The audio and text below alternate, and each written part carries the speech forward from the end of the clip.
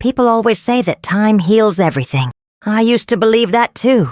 But now, at 101 years old, I've learned the truth. Time doesn't heal.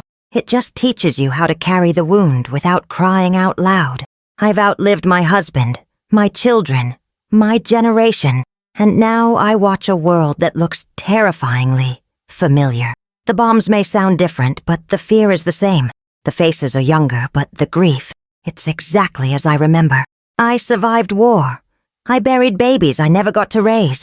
I built a life out of ashes and learned how to smile with cracked lips. And just when I thought the world had finally learned something from all that suffering and silence, I turn on the TV and I see it happening all over again.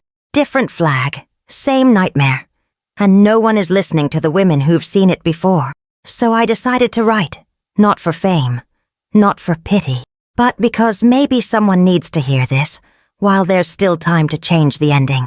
Maybe you, maybe your daughter, maybe the child you tuck in at night, never imagining she might one day run from the sound of sirens like I did, because I was once that little girl too, and I swore I'd never forget. Before we continue this story, take a moment to subscribe to the channel and hit the notification bell. That way you won't miss the next letter, the next voice, the next memory that might just help you hold on a little longer. I still remember the scent of damp earth mixed with smoke, as if it clings to my bones, even now. I was only 7 when I heard the first blast.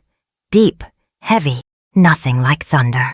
It rattled our windows and made my mother drop the pot she was holding. That day, childhood stopped feeling like something safe. I didn't know what war meant, but I knew we were no longer allowed to laugh outside. And from that moment on, I carried a silence that never quite left me.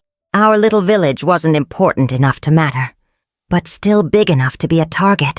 The soldiers came before the rumors, their boots louder than our prayers. Neighbors vanished one by one. First the baker, then the woman with the yellow scarf who gave us milk.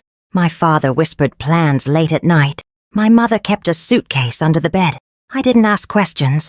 I just watched as the world I loved crumbled like stale bread.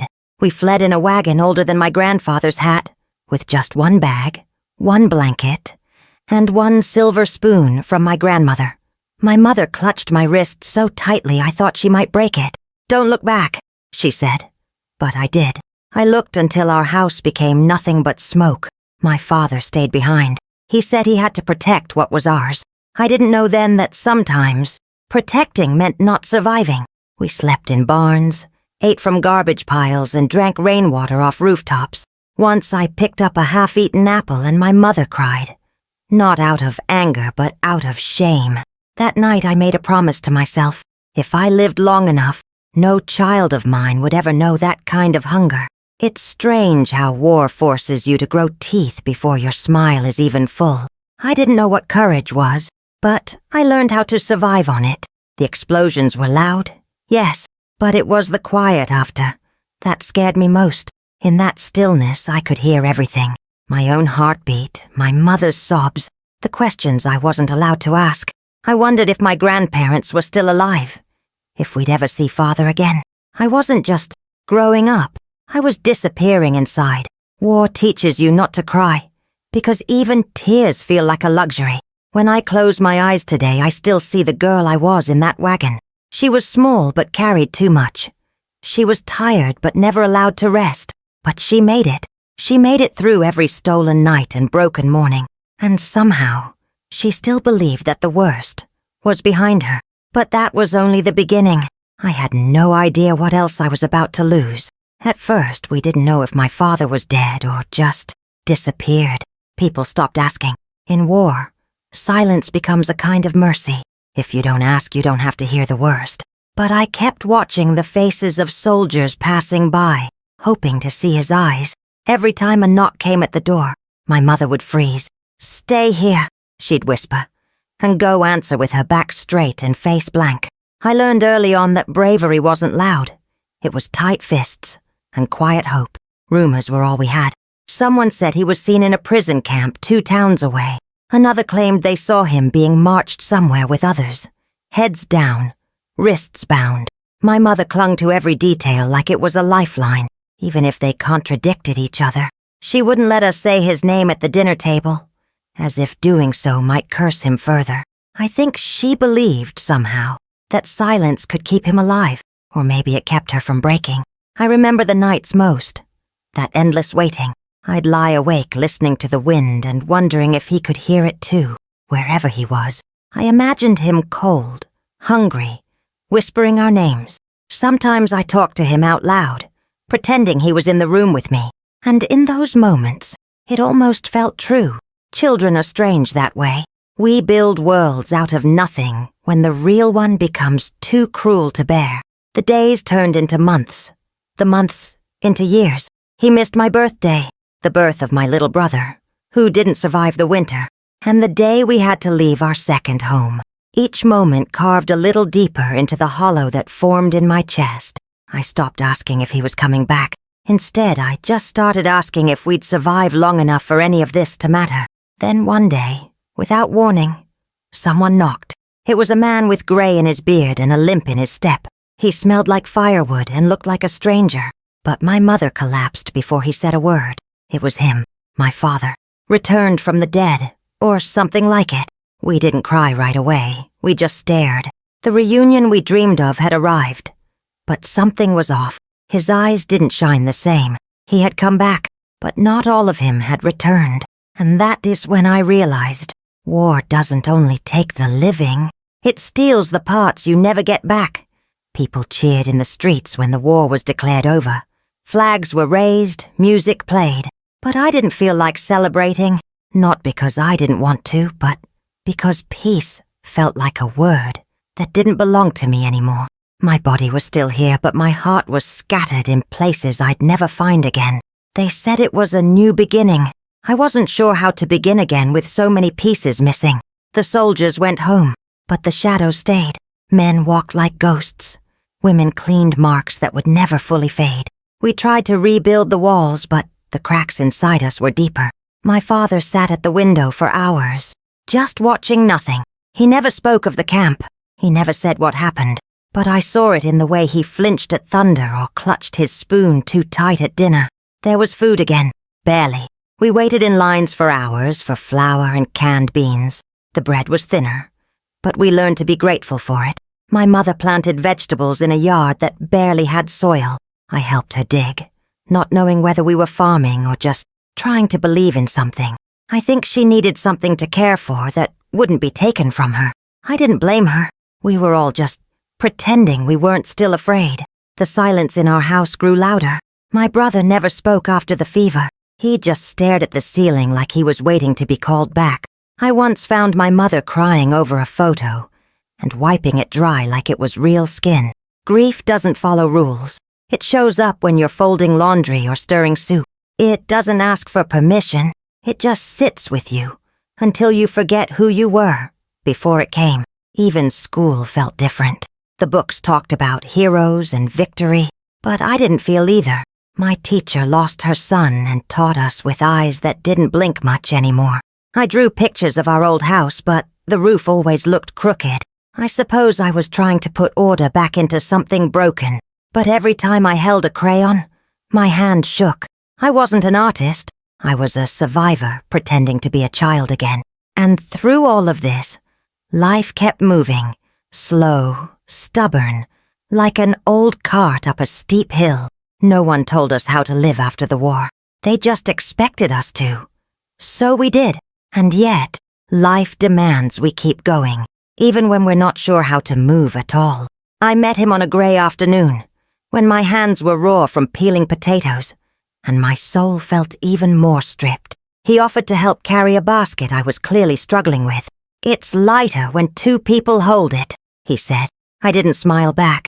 I was too tired to be soft, but he didn't mind. He just walked beside me until we reached the steps of our shelter, and that's how it began. Quietly, gently, like spring arriving after a harsh winter.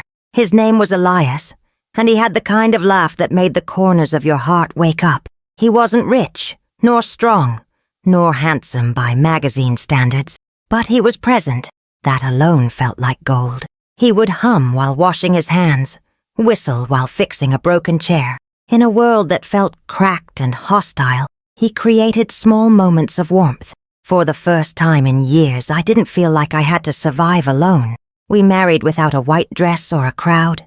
Just us, a borrowed ring, and an old pastor with trembling hands. But we had bread on the table and soup in our bowls, and somehow that felt like abundance. We danced in socks on a concrete floor. We laughed when the roof leaked. We made love with the lights off and the world outside forgotten. It wasn't perfect, but it was ours. A pocket of peace, stitched inside chaos. But even love can't keep pain out forever. There were days Elias came home with bruises on his ribs and didn't explain. Days when food was so scarce, we'd take turns pretending we weren't hungry. We lost 3 jobs in one winter. The nights got colder. Still, we held hands like lifelines, each finger a silent vow. We stay. We endure. We rise again tomorrow. It sounds romantic, but survival isn't always poetic. Sometimes it's just stubbornness with a heartbeat. Then came the pregnancy, the hope, the fear, the sudden rush of imagining a future that didn't look like rubble. I remember Elias placing his hand on my belly every night, whispering to the life inside me. We dreamed of names, of lullabies, of safety. We even painted one corner of the room blue, though we didn't know if it would be a boy. That small act felt like rebellion, like saying, we still believe in life. And when the babies finally came, twins, I thought, maybe, just maybe, we'd been through enough. Maybe the worst was behind us now. But what came next shattered me in ways even war hadn't. Their names were already chosen. Samuel and Elias Jr. I used to whisper them while folding their little blankets, as if my voice could knit protection into the fabric. They came early. Too early. The doctor's face didn't hold hope, only apology. I still remember the cold metal of the hospital bed, and how the silence after their first cries didn't feel right. They were beautiful, tiny, still. I kissed their foreheads before I was ready to let go. But no mother is ever ready. Grief is a strange companion. It doesn't scream. It waits. It sat with me in the rocking chair, in the bathtub, in every room where they were supposed to be. I heard their names in the wind, in the dripping faucet, in Elias's soft breathing at night. I stopped brushing my hair. I stopped cooking. I stopped being someone. Elias tried. God, he tried. But I was unreachable. I wasn't a woman anymore. I was a wound dressed in flannel. People meant well. You're still young, they said. You'll try again. As if children were cups you broke and replaced. I wanted to scream, but I didn't. Instead, I smiled politely and died a little more each time. I stopped going outside. I tore the blue paint from the wall with my fingernails. The room was too quiet. The dreams, too loud. I'd fall asleep holding both their hats in my hands. I needed to feel their weight, even if it was just wool and memory. Then came the collapse, physical and emotional. My body gave out. I collapsed while hanging laundry. They said it was stress, malnutrition, heartbreak. I said nothing. I was grieving the future I had built inside me, cell by cell. I didn't want to survive this time. But Elias knelt beside me in that moment, held my face, and whispered something I'll never forget. Don't go. Don't let them take you too. It broke me open again, but differently. After weeks of silence, I finally spoke. I miss them. That's all I said. But in that moment, it was like breathing after being underwater for too long. Elias didn't say anything back. He just nodded and took my hand. We lit 2 candles that night, one for each boy, and we let them burn until dawn. It didn't heal us, but it softened the sharpness a little, and not long after that came something unexpected, a heartbeat, a chance, a daughter. Her name was Anna, and for the first time in months, I felt the world begin again. But nothing ever replaces what was lost. And now I want to ask you something. Have you ever carried a grief that others couldn't see? Let me know in the comments. I read every story shared here. People think I'm talking to myself, but I'm not. I'm talking to my boys, to my mother, to the girl I used to be. Sometimes I stand in the kitchen and say, "You'd laugh at how burnt this bread is, Elias Jr." Other times I sit by the window and whisper, "Ma, the garden is blooming again." The living don't always listen, but the dead, they have all the time in the world, and I believe they stay near when love refuses to let go. There's a chair in the corner of my bedroom that no one ever sits in. That's where I imagine Elias rests when I'm telling him about our daughter's wedding. There's a space on the shelf for Samuel's invisible trophies. I know it sounds foolish, but I set out 2 extra plates on their birthdays. Rituals keep the heart from rusting, and grief, well, grief needs somewhere to sit too. So I make space for it. My neighbors whisper that I'm slipping. That age has made me soft in the head. Let them think what they want. I've lived more than most of them ever will.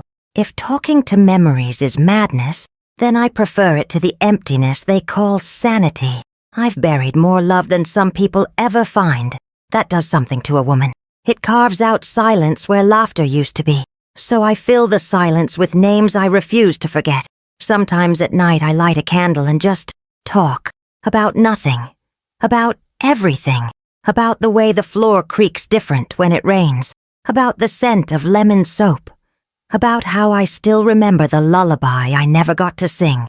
And in those moments the house doesn't feel so empty. It breathes with me, like the past is still warm, like I'm not the only one left behind. Anna caught me once. She stood in the doorway, quiet as a feather, just watching. I thought she'd laugh or look away, but she didn't. She came over, sat next to me and said, "Tell me more about them." And so I did. I told her about their tiny fingers, their favorite names, their soft sighs, and for a moment they were real again, not just in my memory, but in hers too. And that's when I realized memory is how we keep the dead alive, and as long as I speak their names, they're not truly gone.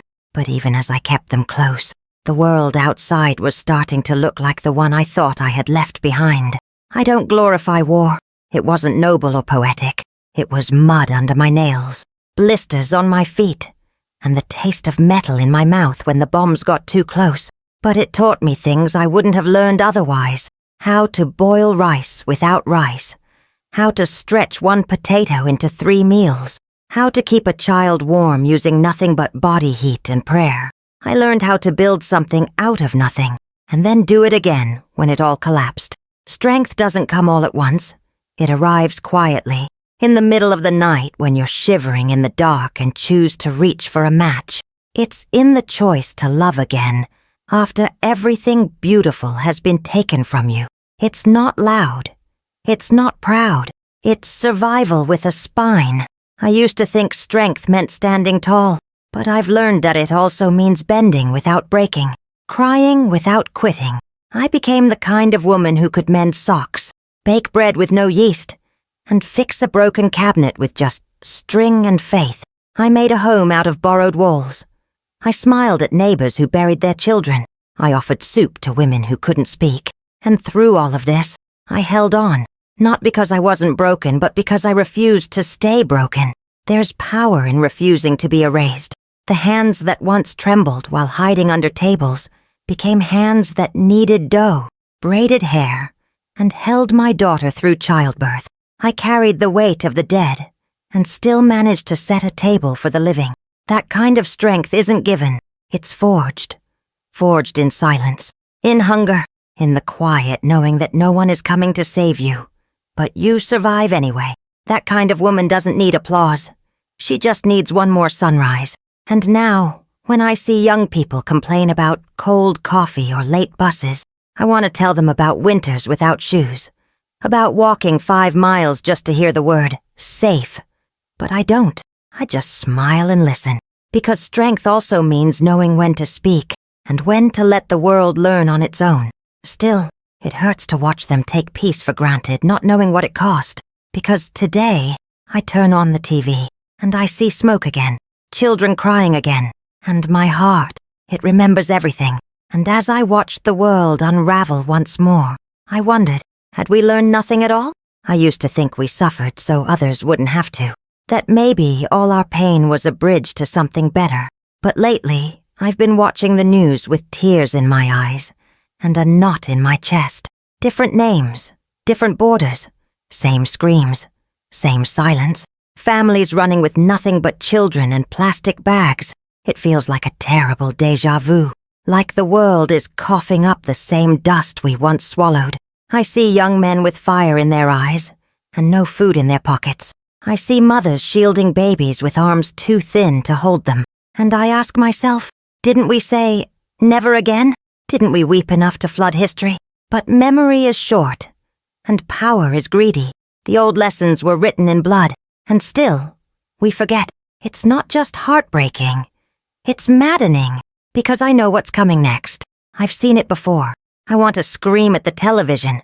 I want to shake someone's shoulders and say, don't you see? Don't you know where this road leads? But my voice is tired. My bones are tired.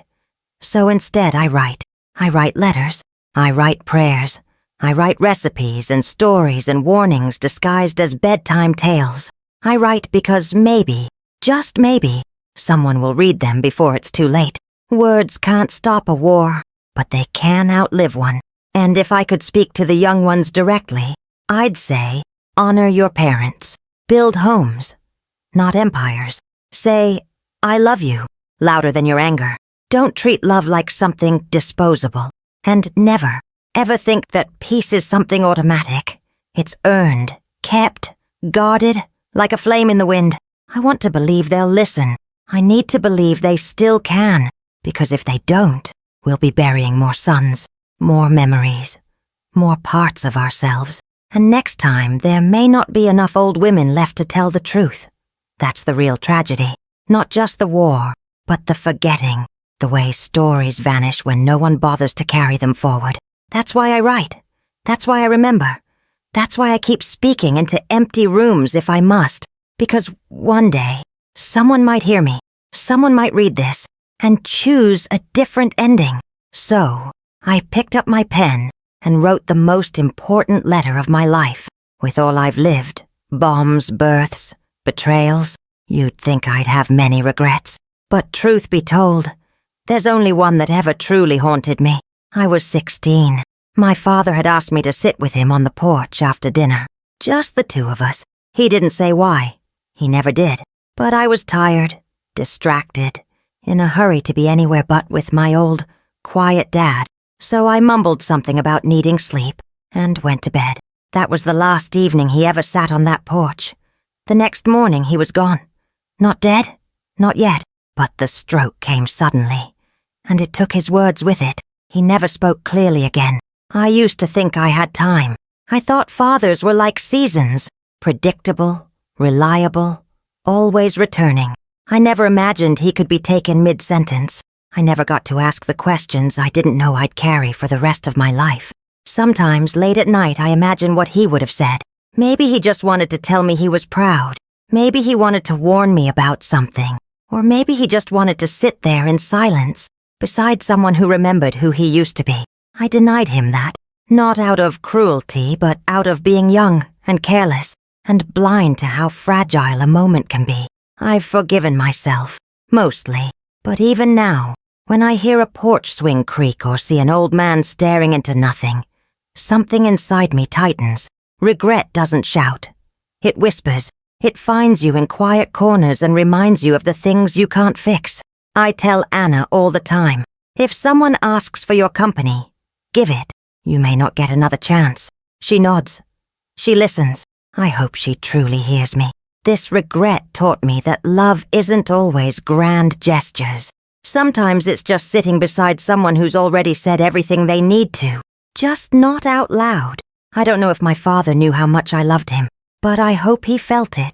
I hope he saw it in the way I stirred his tea, folded his blanket, kissed his forehead when I thought he was asleep.